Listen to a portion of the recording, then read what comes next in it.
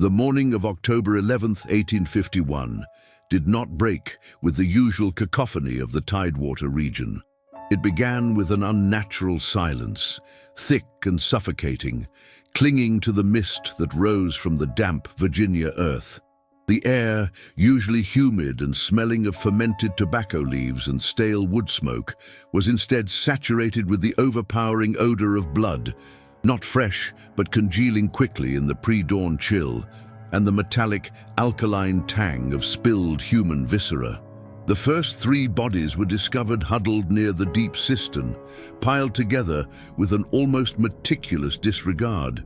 They were rigid, already growing stiff in grotesque poses that suggested surprise rather than struggle. 7. That was the impossible number. 7 armed, mounted professional slave catchers and overseers, the literal infrastructure of terror on the Oasis plantation, extinguished between midnight and the first pale wash of sunrise. The most perturbing detail, the one that broke the seasoned recovery team dispatched later that day, was the quality of the stillness. There had been no screams loud enough to penetrate the distance to the main house, no sustained gunfire, no evidence of a prolonged battle. Only the silence remained, a silence so profound that the local wildlife, the crows, the swamp frogs, the nocturnal insects, had seemingly fled the boundaries of the estate, leaving a vacuum where sound should have been. This was the paradox that curdled the blood of every man who approached the scene. The 7 were experienced hunters, men bred on the callous efficiency of the lash and the certainty of the pistol. They were paid to enforce absolute dominion, to break men, not to be broken. Their leader, Elias Masterson, the head overseer, was a man whose reputation extended 50 miles down the James River, a beast of relentless, calculated cruelty. They possessed 3 rifles, 4 pistols, numerous whips, and the full weight of Virginia law behind them. They were equipped for war. Their killer was property, a man known simply by the designation given to him by the master, 6.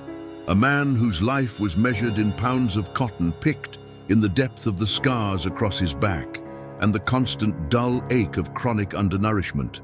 28 rifles and 6 Bowie knives against the calloused hands of one man. Yet when the bodies were analyzed, the finding was devastatingly simple. It had not been a fight. It had been an extermination. This was not a story of desperate flight. It was a chronicle of absolute, cold-blooded annihilation, unfolding within the claustrophobic borders of the very system designed to prevent it. The Oasis plantation was a sprawling, ill-named kingdom of despair, situated where the flat fields began to yield to the dense, low-lying forests of the state's interior.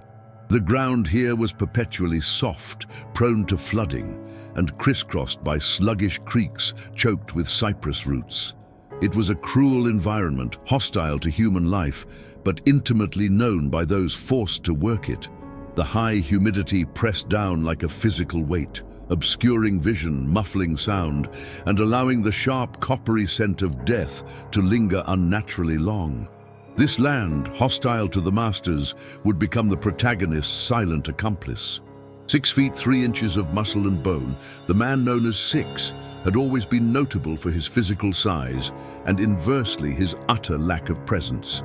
He moved through the world like a shadow cast by something far away, his gaze generally fixed on the dirt beneath his battered boots. His endurance was legendary. Years of continuous, back-breaking labor had sculpted him into a machine capable of withstanding abuse that would kill lesser men. His skin was a map of old violence, crisscrossing keloids and scars left by hot irons and repeated floggings. But it was his silence that was most intimidating. 6 did not speak unless commanded. He did not curse, did not sing, did not cry out, even under the worst lashings. He simply endured, absorbing the pain until the very air around him seemed to thicken with his unexpressed anguish. It was this silence that masked the tactical mind, The observer who knew the patterns of the moon, the schedules of the patrols, and the exact spot where the weak floorboard in the overseer's shed had begun to rot. The rupture occurred shortly after the evening meal, under the sickly yellow light of a kerosene lamp near the main stables. The trigger was trivial, the final feather that shattered the scale. Six had been tasked with repairing a section of rail fence near the tobacco drying shed. Masterson, the head overseer, walked past, demanding a task completed that Six had not been given the materials to finish. When Six offered this quiet explanation, one of the few times he dared to use his voice, Masterson saw only insubordination. He did not reach for his whip, which would have been routine. He reached for a length of rusted chain used to secure the far gate. The beating was short, vicious, and targeted. Not the back, where the scars lay thickest, but the head and hands. Masterson broke the man's left index finger with a casual swing, a moment of arbitrary, petty sadism designed purely to remind property of its absolute lack of agency. The pain, sharp and immediate, was insignificant compared to the decade of suffering already carried. But in that second, something broke within the structure of Six's existence. The man who was property collapsed to the dust, but when he raised his head, the submissive slackness was gone. His eyes, usually clouded by exhaustion, were now clear, focused, and utterly empty of fear. The heavy, broken breathing ceased. His posture, usually slightly hunched in an unconscious gesture of submission, straightened. The transformation was complete, achieved in the span of one deliberate, controlled inhalation. The man who rose was no longer Six, the enslaved laborer. He was the entity born of decades of oppression, finally given license to operate.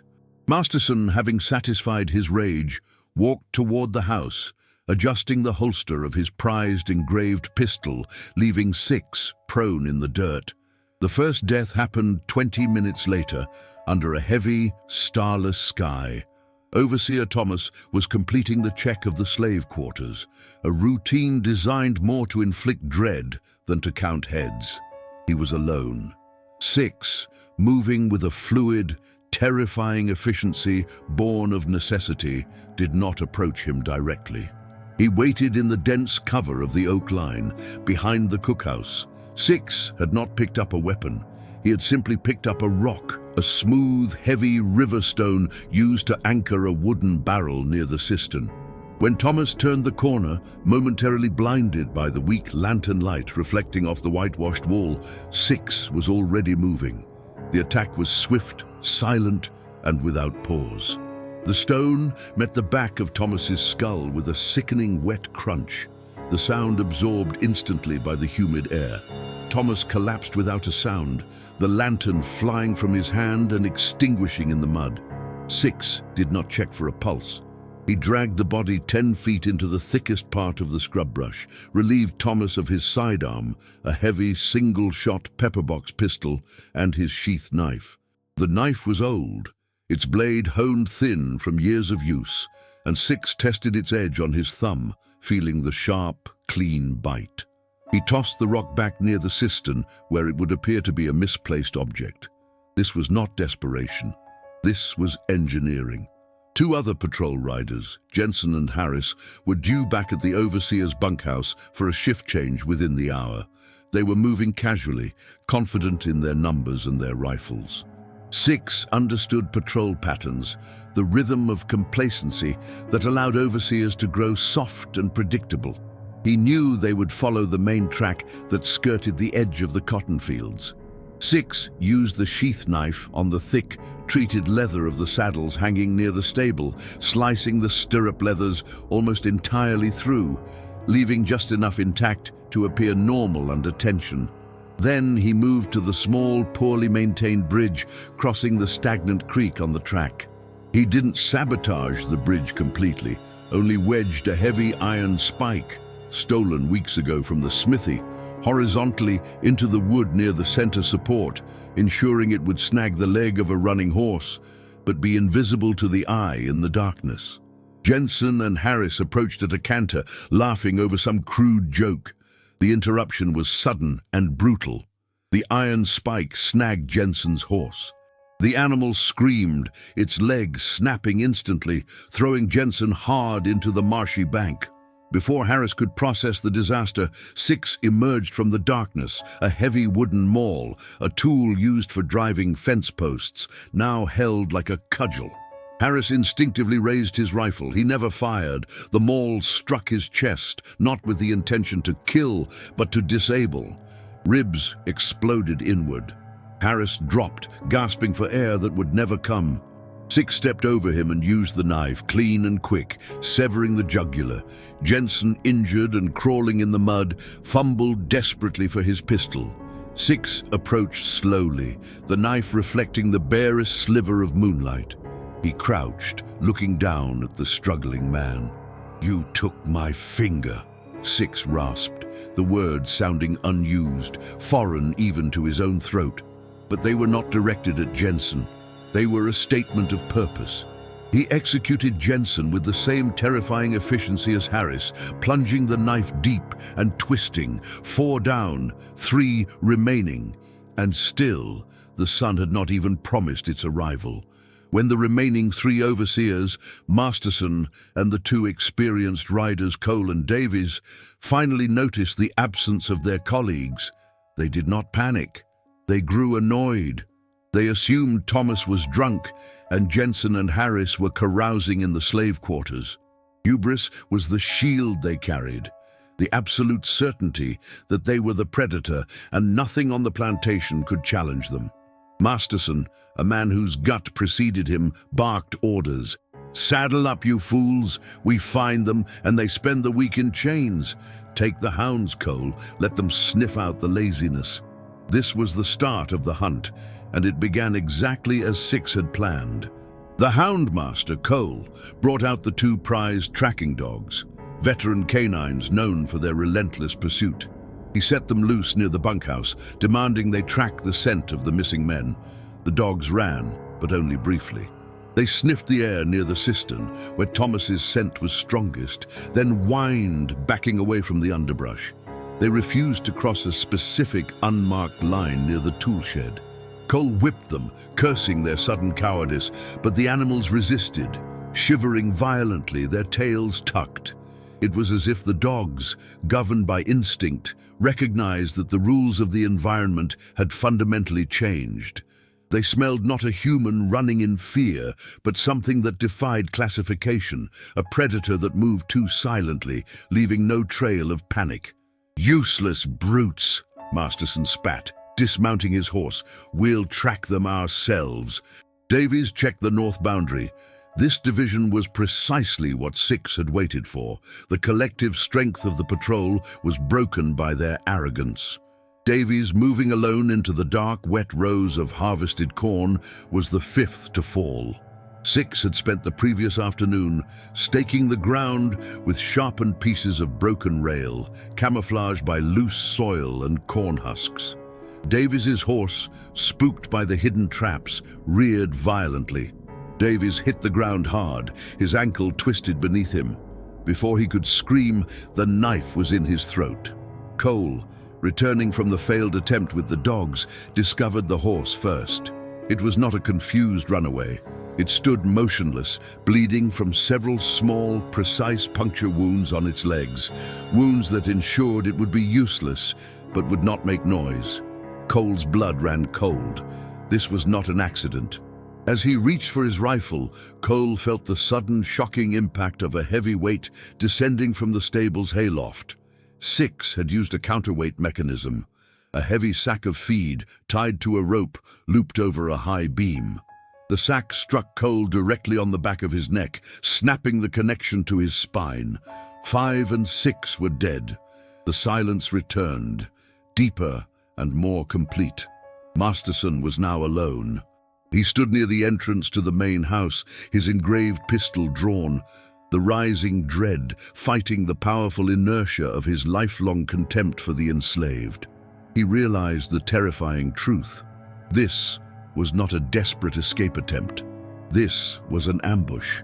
He began to search the bodies of his fallen men, feeling the ground beneath the cistern. confirming the absolute surgical precision of the attacks. When he found the saddlebag of Thomas, the first casualty, he discovered the impossible pattern interrupt. Masterson's own personal, unique sidearm, a small silver-chased derringer he kept locked in his desk, was missing. But resting on Thomas's chest was Masterson's engraved Colt Dragoon pistol.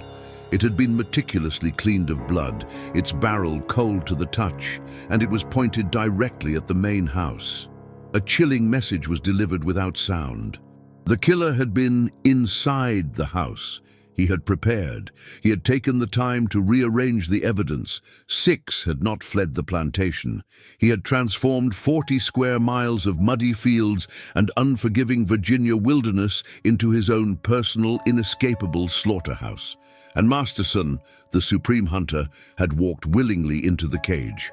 Questions, heavy and unanswered, hung in the humid air. How did a man considered property, forbidden knowledge beyond labor, possess the tactical foresight to disable a patrol of 7 men simultaneously? Why did the seasoned hounds of the patrol refuse to cross that invisible boundary as if fearing the air itself? What terrifying preparation, years in the making, had allowed him to turn broken fence posts and simple river stones into instruments of silent, devastating execution? The sun was still beneath the horizon, but the nightmare had already begun its final, inescapable act. Masterson, the last man standing, raised his pistol, realizing the terrible, final truth. He was no longer searching for the prey. He was waiting for the inevitable ghost to claim him. The soil of the slave quarters, usually churned to fine dust by morning labor, was soaked through with an unnatural viscosity. It was not rain. It was the thick, ferrous drain of 7 men.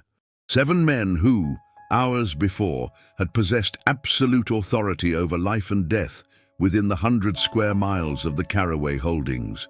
Now, they were merely the detritus of a night's work, their final shapes contorted by the surprise of efficient obliteration.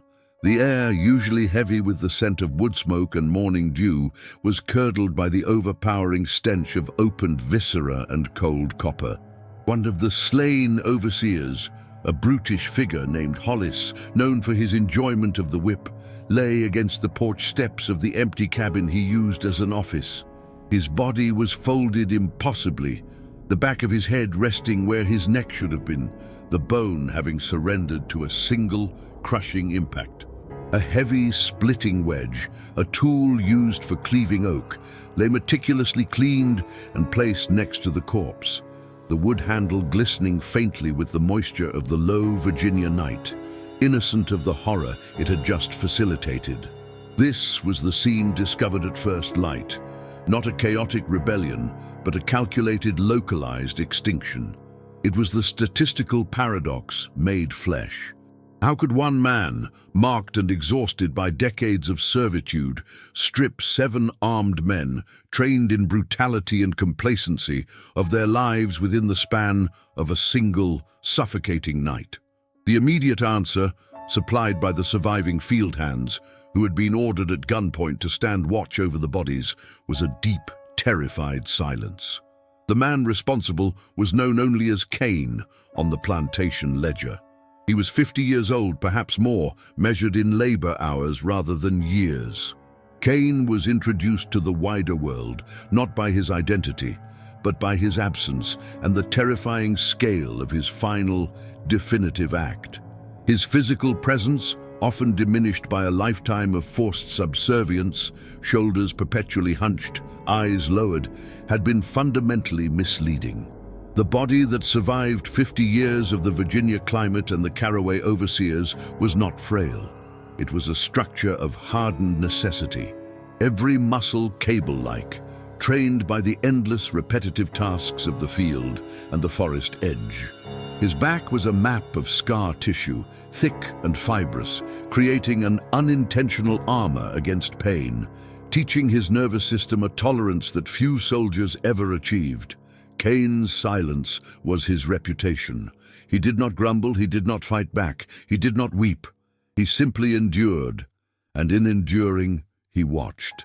He watched the cycles of the moon that dictated the tide in the creeks.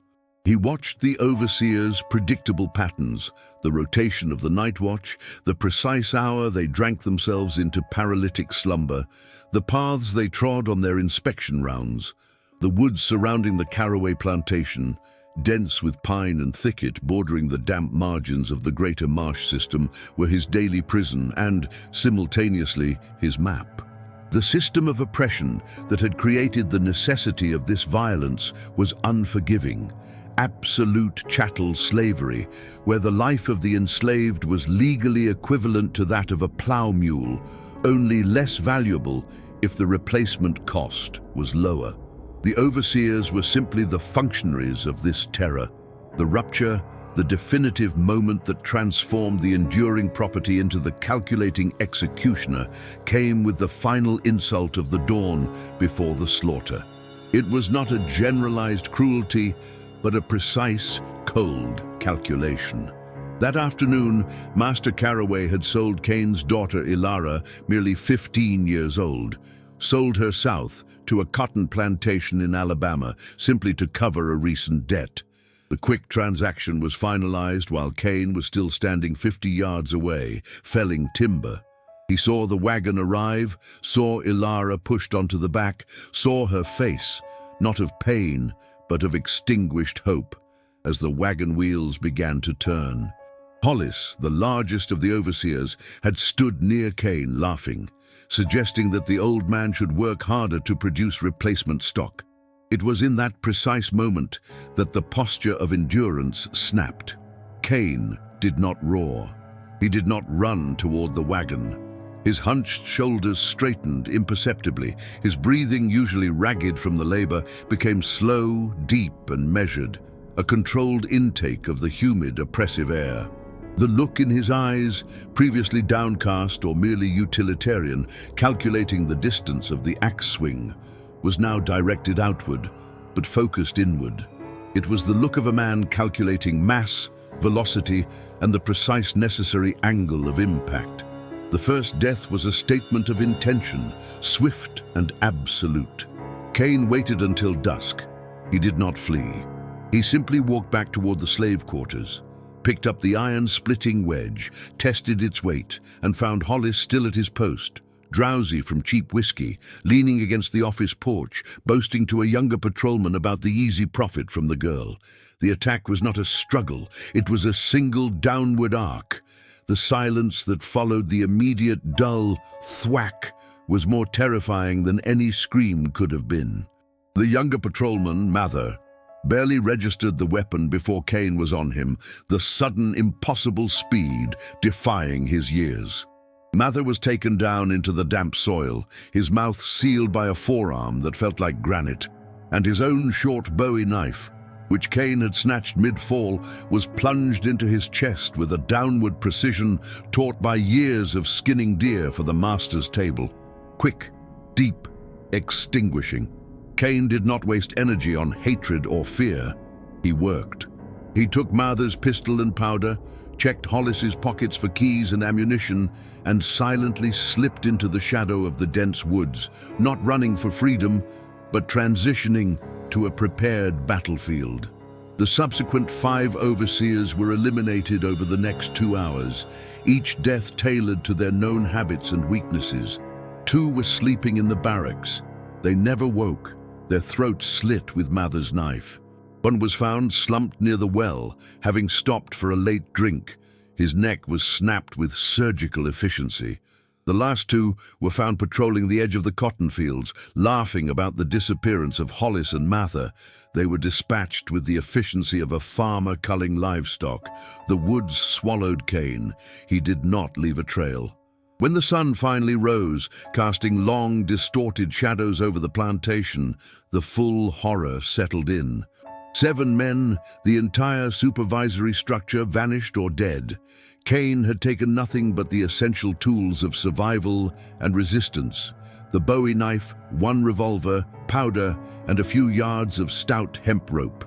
The open loops began to scream immediately in the minds of the white community that arrived later that morning from the nearest town, Williamsburg. How did he transform a common splitting wedge into an instrument of death so silent and effective?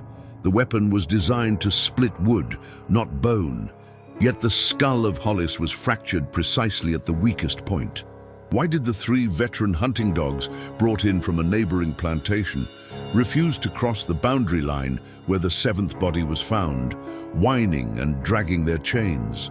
And what did the strange, almost invisible marking, a small piece of bark stripped meticulously from a tree trunk at hip height, mean?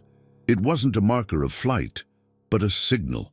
Where did this man, considered simple chattel, acquire the knowledge of military flanking maneuvers and tactical resource denial?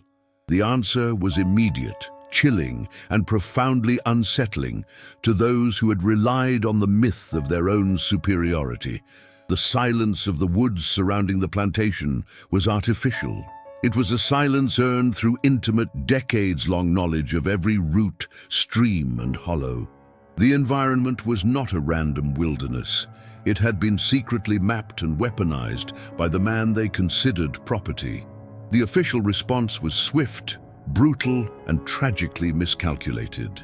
By noon, 19 men had gathered at the plantation headquarters.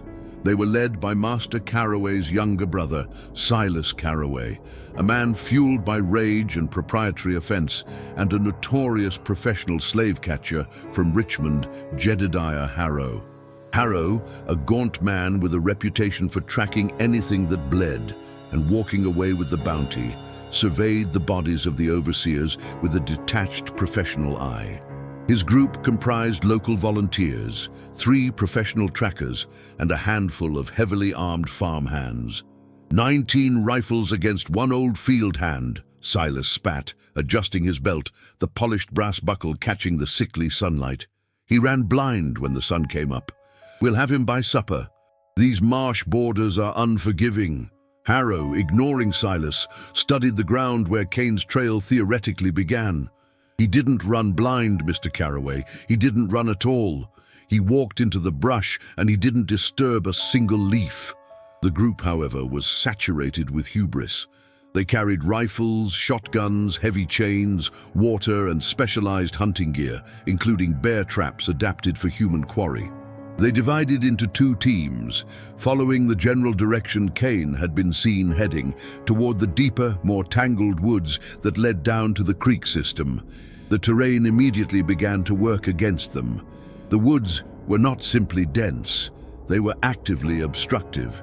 The ground under the canopy was a treacherous mix of soft loam, hidden root systems, and unexpected sinkholes. Kane, however, moved with the familiarity of a fish in water. He was not trying to escape the territory. He was absorbing the territory, using it to nullify the advantage of the superior numbers and firepower. The first loss occurred 3 hours into the pursuit. It was not a grand confrontation. The patrol was moving quickly along what they believed to be a deer trail. Kane had spent years maintaining this precise trail during logging operations. He knew where every log roller, every cut stump, and every abandoned tool lay. 2 men, young farmhands named Tobias and Seth, were walking carelessly, lagging behind the main group, complaining about the heat. They stepped over a shallow indentation in the ground, covered expertly with dead leaves. It was an old, rusted saw blade, carefully wedged into a broken log and anchored. Tobias screamed. It was a sharp, high sound that echoed through the otherwise muffled woods. The blade had sliced through the leather of his boot and deep into the arch of his foot, severing tendons. He collapsed instantly. Seth knelt to help, his attention fully focused on the agonizing wound. Kane did not need to be present for the kill. He had designed the environment to do the work. As Seth shifted his weight to drag Tobias, he leaned heavily against what looked like a stable sapling. The sapling was, in fact, the trigger point for a massive, heavy, rotten pine trunk, which Kane had patiently secured and camouflaged in the undergrowth days earlier, perhaps while gathering firewood. The trunk, weighing hundreds of pounds, was released by the slight pressure. It swung down in a silent, violent pendulum. It struck Seth on the side of the head, a sound like a wet sack of stones hitting marble. Tobias, already paralyzed by pain, watched his companion's body flatten, his neck disappearing into his shoulders. The main group heard Tobias's first scream, but not the devastating final impact. They found the two men 20 minutes later. Seth was unrecognizable. Tobias was alive, bleeding profusely, screaming hysterically about the trees fighting back. Silas Carraway stared at the scene, aghast. "It was an accident," he yelled, the sound betraying his rising panic. A rotten log just fell on them. He tripped Tobias, pure luck. Harrow, however, was already examining the trunk. It had been meticulously stabilized on a crude wooden pivot. The trigger rope, thin but impossibly strong, cut by a sharp edge. Not a rotten log falling, but a calculated counterweight mechanism. "Not luck, Mr. Carraway," Harrow said, his voice dry as bone dust. He took a sample of the rope and the pivot point. This pivot was crafted with a carpenter's skill. "This man is not running. He is clearing the deck." The group was forced to carry the wounded Tobias and the corpse of Seth back to the boundary. This delay further fueled Silas's fury, but it introduced a paralyzing fear among the farmhands. They began to look up into the high canopy, no longer trusting the ground. Harrow, using the remaining light, pushed ahead with 3 of his professional trackers. They moved with slower, more practiced caution, fanning out. They found the third man, a tough but careless bounty runner named Kroll, an hour later, a mile deeper into the dense brush. Kroll was not ambushed by a mechanism.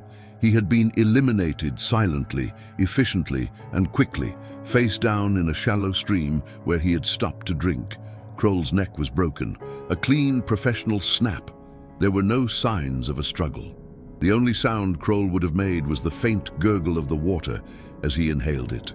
But it was what was left behind that shattered Harrow's composure.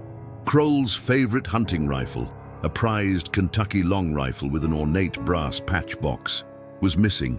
In its place, stuck into the wet mud by the creek bank, was a small, perfectly carved wooden figure. It was a crude but unmistakable effigy of a man kneeling, hands bound behind his back. On the back of the small wooden figure, Cain had used the point of the Bowie knife to etch a single, defiant line. It was not a word, but a specific mark, known only to those who had worked the deep Carraway fields for decades. A symbol used to mark the boundary of a hidden cache of medicinal roots. Harrow stared at the marker, the setting sun catching the wet sheen of the mud. The effigy told him that Cain was not merely striking back, he was communicating. The symbol translated to, "The root is deep here." But the chilling confirmation came with the realization of the theft. The enslaved man, who was supposed to be running for his life, had not just killed Kroll, he had upgraded his arsenal. He had traded a single revolver for a superior long-range weapon and the necessary powder and shot. Harrow rose slowly, his professionalism replaced by a cold dread. He looked at the vast, suffocating woods around them. "He is not escaping," Harrow whispered to his men, the words thick with the first true fear. "He is preparing. He is not the prey. He has just taken the key to our armory. This is not a man fleeing Virginia. This is a war declared on this specific tract of land, and we have just stumbled onto the first line of defense." The woods, already dim and full of unseen movement, seemed to settle. The sound of their own heavy footsteps, their hurried breathing, now seemed like a reckless clamor in a place that demanded absolute silence. They were 19 men who thought they were the executioners. But they had entered a territory that one man, Cain, had transformed, through blood and decades of stored knowledge, into a personal abattoir. And he was waiting for them to move closer.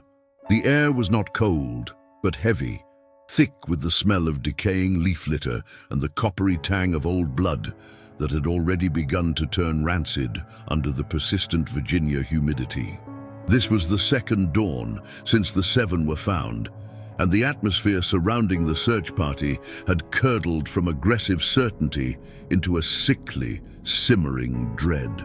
23 men, armed with Kentucky long rifles, heavy pistols, and the cold steel tools of the trade, manacles, chains, bullwhips, had set out confidently, following the initial crude path of the vanished man. Captain Hollis, a local magistrate accustomed to easy authority and faster results, led the uniformed half of the group. The true authority, however, lay with Rigsby, a squat, broad-chested man whose face was a roadmap of scar tissue earned in the Louisiana Delta and the borderlands of the Carolinas.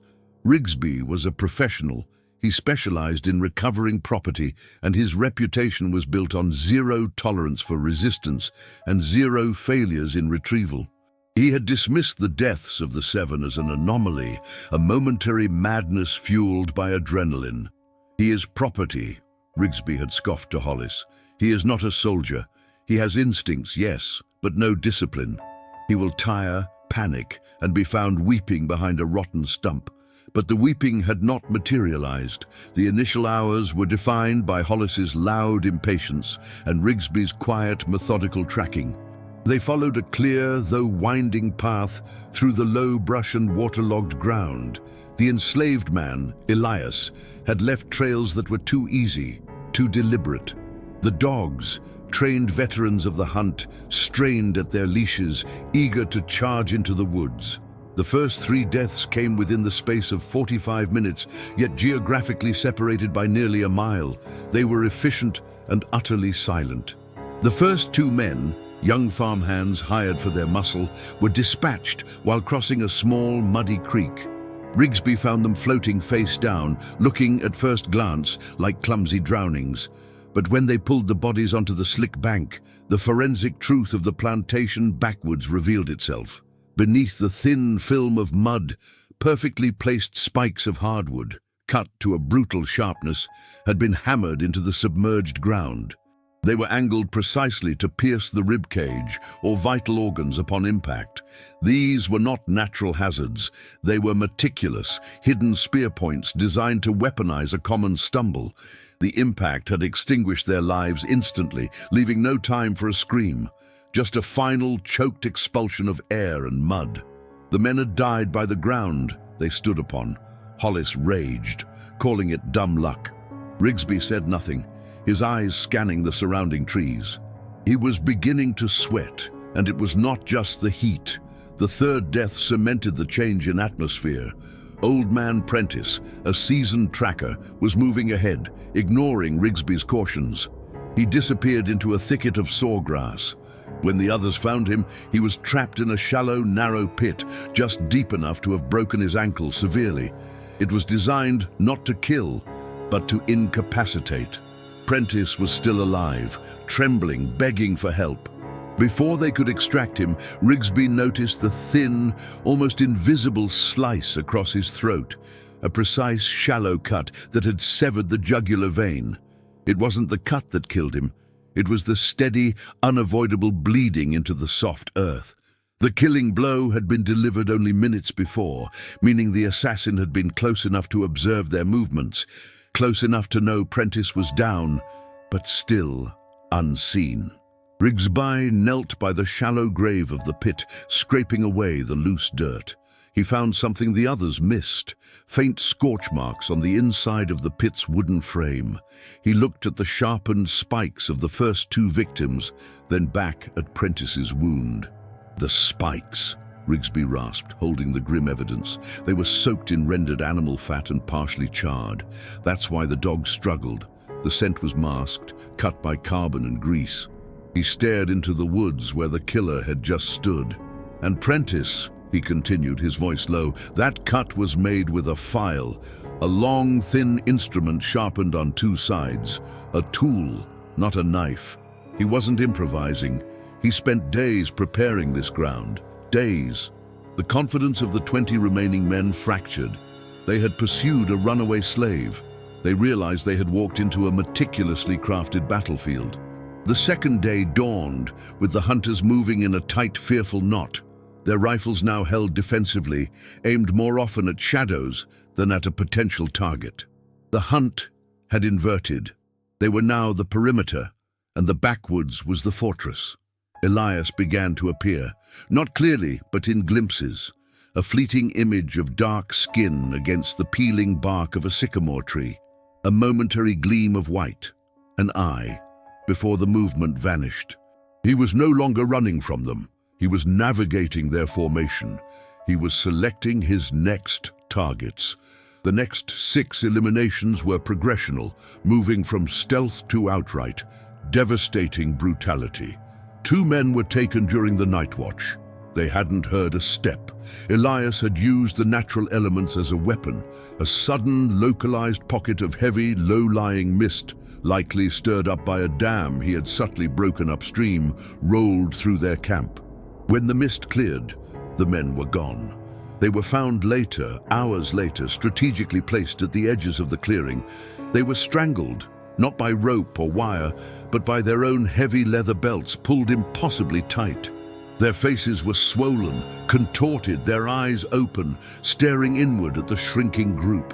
This was beyond execution. It was theater, terror.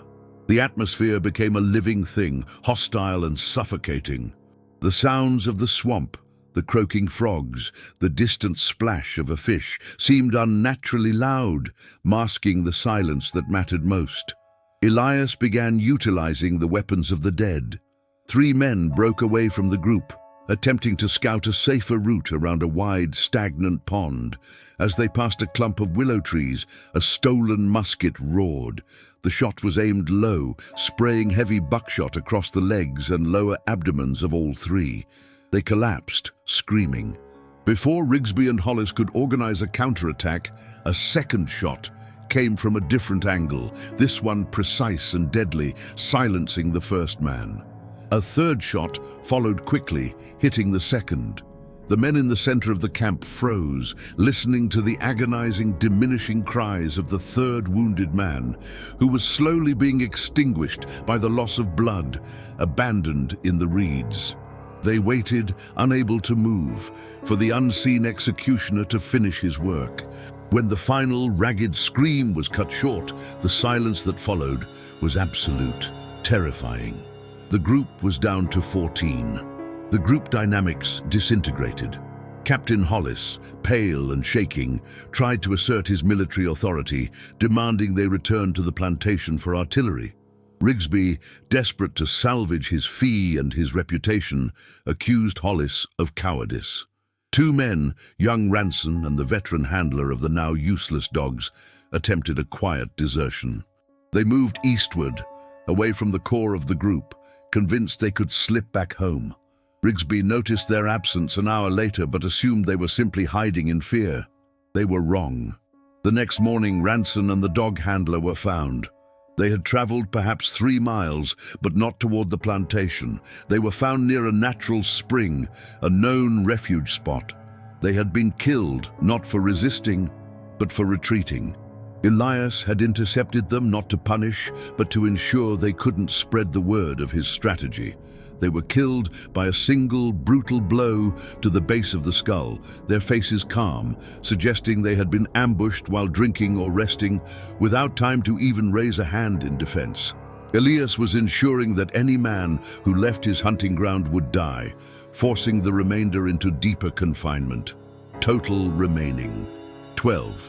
Rigsby stood over the bodies of the deserters, staring at the perfectly executed, non-combative deaths. He noticed that their water canteen, though full, was slightly oily, coated with the same animal fat residue found on the initial spikes. This was the moment the professional slave catcher broke the historical framework. "He is not running to freedom," Rigsby whispered, the realization pulling the breath from his lungs like a sudden vacuum. "He is not running anywhere." He prepared a kill box. The 40 square miles of suffocating Virginia backwoods were not a sanctuary accidentally discovered by a fugitive. They were a prison designed and engineered by Elias, a maze of predetermined ambushes and silenced corridors. He had not fled his captors, he had lured them into his personal slaughterhouse. The last night brought a heavy, unnatural mist that settled low over the ground, reducing visibility to mere feet. The 12 remaining men huddled together, their fear a palpable entity that choked the air. They stopped talking, ceased arguing. They were static, waiting for the inevitable violence they knew was stalking them. They had guns, but the enemy was silence, distance, and shadow. The final assault began just after midnight. There was no warning, no sound of approaching footsteps, only the sudden, wet sound of a heavy impact. The assault began with a terrifying intensity.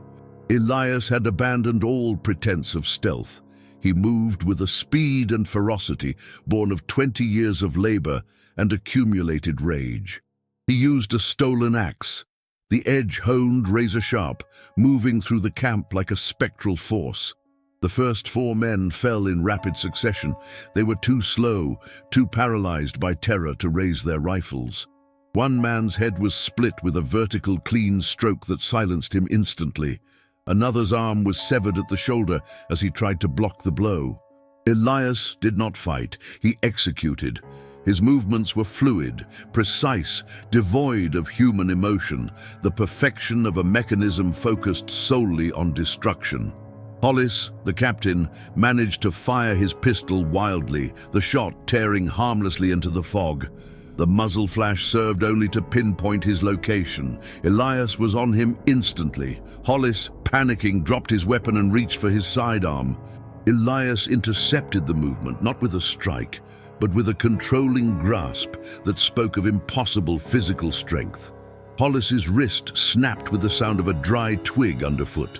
He screamed, a high, pathetic sound that died quickly as Elias slammed him against a thick oak trunk. Hollis collapsed, crying. Elias did not kill him immediately.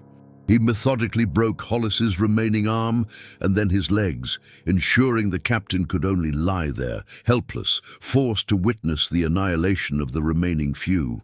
Rigsby, the professional, was the last man standing, his face pale beneath the grime.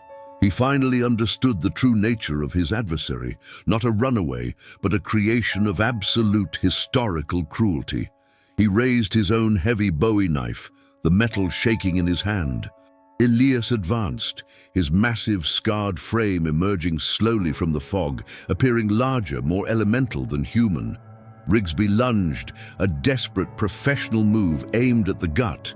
Elias sidestepped with impossible grace, catching Rigsby's wrist. The knife clattered onto the muddy ground. The confrontation was silent, save for the labored breathing of the slave catcher. Elias took Rigsby's own chain, the thick, rusted iron used for manacles, from his belt. Rigsby tried to plead, but the terror froze his voice. Elias used the chain to bind Rigsby's arms tightly against his body, then forced the man's knees to the ground beside the weeping, broken Hollis. Elias did not strike. He picked up the heavy iron manacles that Rigsby always carried, the symbols of ownership and ultimate degradation. With a single terrifying display of strength, he used the iron cuff like a hammer, crushing Rigsby's throat against a thick root jutting from the earth. The sound was a dull, sickening crunch of cartilage and bone. Rigsby spasmed, his eyes wide in the final agonizing instant of realization. He died by the instruments of his own trade, executed by the humanity he had spent his life denying. The final sound was the pathetic, strangled wheezing of Captain Hollis, lying broken in the mud. Elias crouched, took the musket Rigsby had dropped, and placed the barrel against Hollis's temple. There was a muffled thwump, and then absolute silence.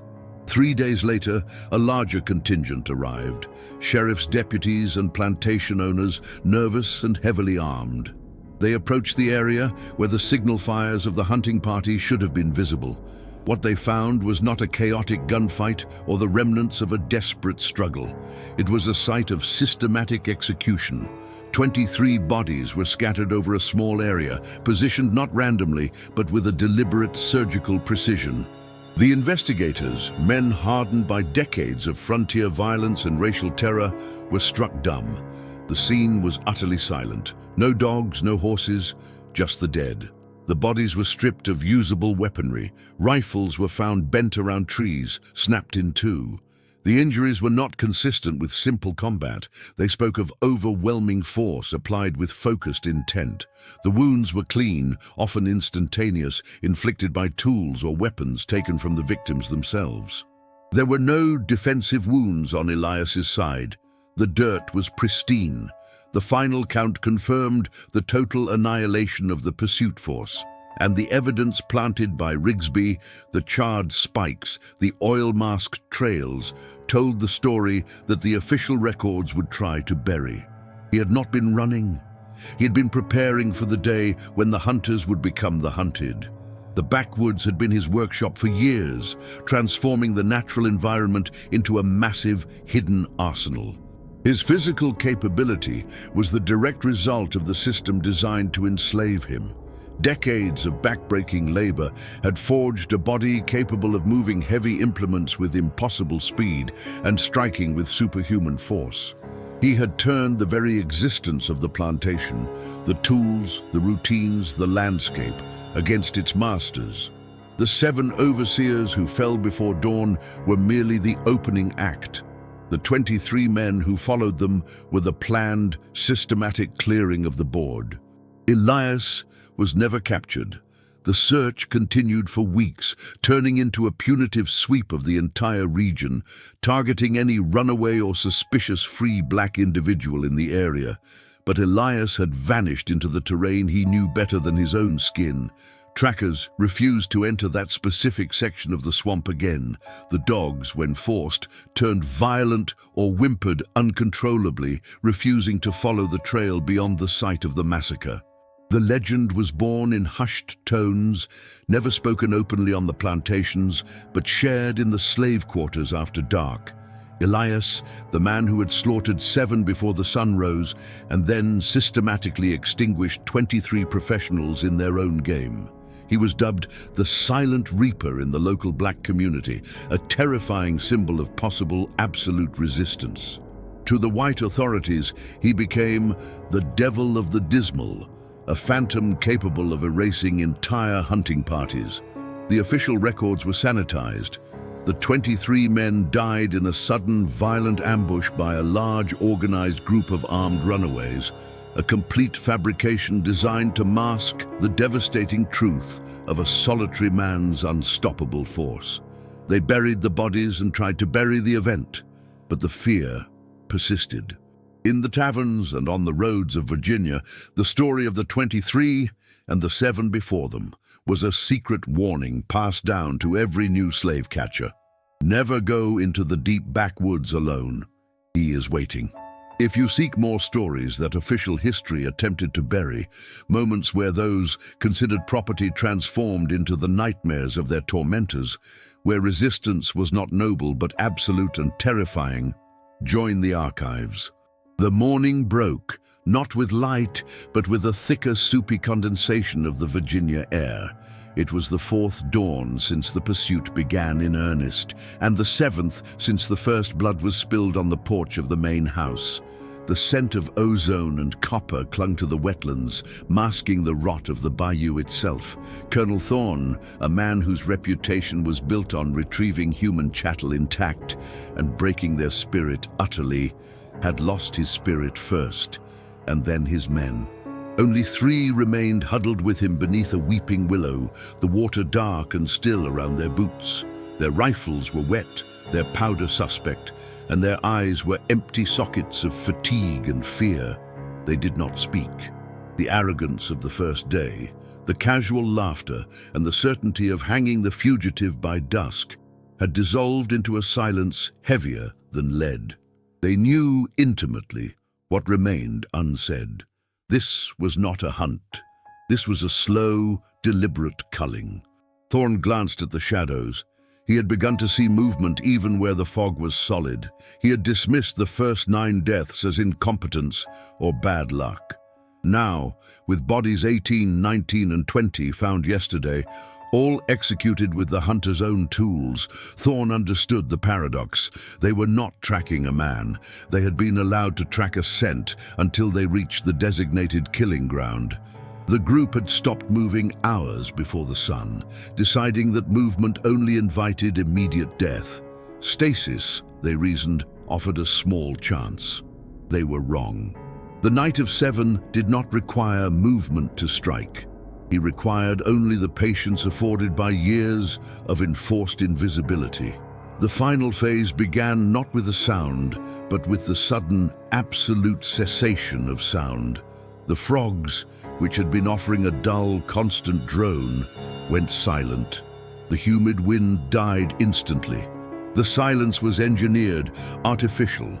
The men instinctively gripped their rifles, but their muscles were useless, locked by dread. The first of the remaining three, a young nervous man named Jasper, suddenly gasped, a sound choked off before it finished. Thorn did not need to turn to know.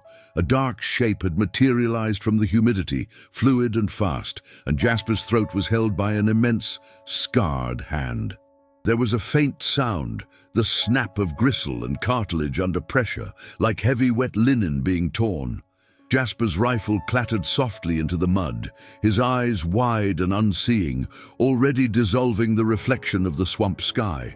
He did not bleed immediately. The pressure had closed the wound. The remaining two men, panicked, raised their rifles. Thorn shouted a useless command, his voice brittle. "Fire! Damn you, fire!" They fired, the reports muffled and weak in the heavy air. The night had already moved. The man known only as the Seventh was not where Jasper had died. He was already beside the second man, a large brute named Silas, who was trying frantically to reload his muzzle loader. The weapon was ripped from Silas's hands. The speed was the impossible element. It was the force of a battering ram, honed by 2 decades of lifting burdens meant for oxen.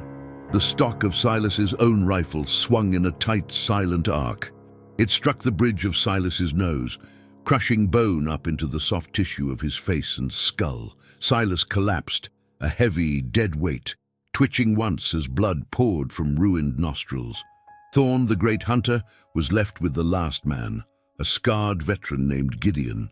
Gideon was the only one with enough presence of mind to draw his sidearm. He leveled the pistol, a heavy dragoon model, and squeezed the trigger. The primer sparked, the powder flared, but the humid air had spoiled the charge.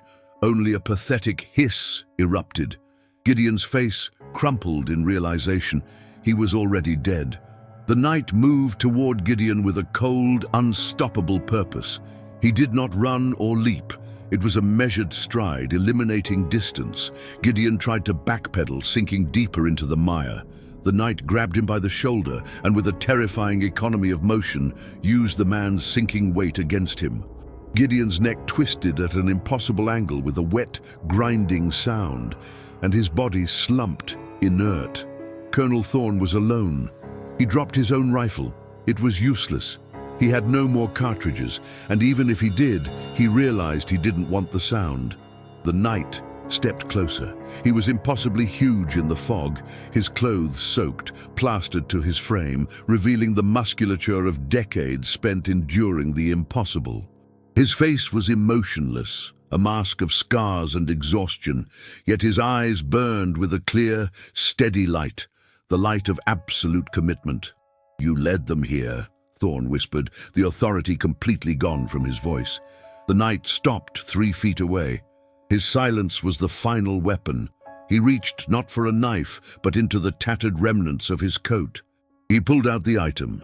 It was the heavy iron clasp from the end of the overseer's whip, the one Thorn himself had given the overseer whom the night had killed first, the symbolic heart of the plantation's power. The knight raised the clasp slowly. He did not hit Thorn with it. Instead, he wrapped the length of a heavy, rusted chain, retrieved from one of the dead men, around Thorn's throat. Thorn did not struggle. The sight of the iron clasp had paralyzed him. He had spent his life using these tools to enforce submission. Now they were being used to enforce an extinction. The knight gave a sharp, clinical pull on the chain. There was no theatrical thrashing. Thorne's windpipe collapsed, and the noise that emerged was a pathetic bubbling rattle, rapidly extinguished. Thorne fell face first into the cold black water, which greedily consumed his last breath. The silence that followed was total, unbroken by man or nature. The seventh stood over the 7 bodies of the hunters he had claimed in the swamp, completing the 23rd elimination. 7 overseers on the first night, 23 hunters since, 30 dead in total, all executed by one man who had been property a week prior. It was Sheriff Bartlett, leading a hesitant detachment of 25 militia volunteers, who arrived 72 hours later, drawn by the silence that had settled over that corner of the county, a silence usually reserved for a deep freeze in winter. They found the scene scattered across a 3-mile radius, but the nucleus was the clearing where Thorne and the final 3 had perished. Bartlett was a hardened man, accustomed to violence, duels, frontier skirmishes, and the routine brutality of the slave system. But what he saw defied comprehension. The corpses were not haphazard. They were forensic evidence laid out by a meticulous, cold hand. The first men killed in the pursuit had been found hours apart, bearing the signature of brutal, sudden accidents. Broken necks from falls into shallow ravines, perforated lungs from sharpened stakes driven into the trail, and several whose throats were sliced with such precision that the bleeding was internal and minimal. They were the victims of tactical ambushes executed by someone who understood the pathways of the militia better than the militia themselves. How he turned a field machete into a surgical instrument was a question Bartlett's deputy would whisper later, refusing to write it in the official report. The central cluster of bodies, Thorne and his immediate victims, told the story of the final breakdown. The weapons were everywhere, but they were useless. Stocks snapped clean, barrels bent, powder scattered. It was the physical aftermath of an opponent who did not just overpower, but disarmed psychologically first. Bartlett stood over Thorne's body. The colonel's face was smeared with mud, and the iron clasp of the whip was lying next to his head, a grotesque punctuation mark. The most disturbing realization was not the violence, but the pattern. "Look at the wounds," Bartlett muttered, pushing his broad-brimmed hat back. They weren't fighting. They were being dispatched. The bodies revealed precise, crushing blows and deep, ragged incisions, consistent with heavy agricultural implements, not rifles or pistols. The man's knowledge of the terrain was revealed to be a knowledge of its arsenal. Every limb, every stone, every piece of rusted farm equipment he had liberated was weaponized. The long, open loops snapped shut. The reason the experienced tracking dogs had refused to follow past the edge of the dismal swamp was simple. They hadn't refused to follow the man. They had refused to enter the trap. The trail they had been following was a careful illusion, a thin line of blood, easily found, leading directly into the perimeter, like a baited snare. The mystery of his physical prowess, the strength to crush a man's skull with a single blow from a rifle butt, was found in the medical assessment of his body scars, etched into the official record by the plantation doctor years ago. Decades of sustained, brutal, forced labor had transformed him. He had been molded into a machine of endurance and raw power by the very system designed to destroy him. Bartlett's men searched the swamp for another 3 days, half-heartedly. They found no trace of the Night of 7. No blood, no discarded belongings, no evidence of exhaustion. It became horrifyingly clear that he had not fled the territory. He had simply dissolved back into the wilderness that had always been his ally. The official record of the incident, written by Sheriff Bartlett and immediately classified for fear of inspiring similar insurrections, was a carefully constructed lie. A violent confrontation with a large group of runaway insurrectionists, resulting in severe losses to the lawful pursuit party. The truth, however, survived. The Night of 7 was never found. The searches diminished, the bounty eventually expired, and the plantation itself began to fail, its remaining overseers terrified of venturing into the backwoods. The area of the slaughter became known immediately, in the local dialect of the enslaved, as the Zone of Silence. The fate of the man became legend. Some whispered that he had made it north, walking through shadows that no white man could penetrate. Others swore he remained in the swamp, transforming into a guardian spirit, a lethal entity that ensured no slave catcher ever again walked those grounds and returned whole. Children were warned by their mothers not to stray near the woods, but the warning was double-edged. Stay away because the woods were dangerous, or stay away because the ghost was watching over those who knew the terror of the chain. His given name was forgotten by the records, deliberately erased by those who feared the power of an identity. But in the secrecy of the quarters, late at night, a name was sometimes whispered, a moniker of terrifying reverence, a symbol of resistance absolute and total. The Seventh Cut. The immediate legacy was paradoxical. While local brutality intensified in preventative strikes, the region of the slaughter became a magnet for fugitives. The price of hunting in that specific county became prohibitively high. No small group of patrollers would ever again enter the deep woods with hubris. The story, wiped clean from Virginian history books and court transcripts, survived as an oral scar. Proof that the violence of the oppressed, when pushed beyond the limit, could return tenfold, systematic and cold. It was the ghost story whispered across the South, not about monsters and spirits, but about the terrifying, inevitable reality of a man who decided that his life, if it could not be free, would at least cost 30 lives their chance at breathing. If you seek more stories that the official history tried to bury, moments where those considered property transformed into the nightmares of their executioners, where the resistance was not noble but absolute and terrifying, where the silence of the aftermath spoke volumes of annihilation, then the shadows hold countless names the archives refuse to speak.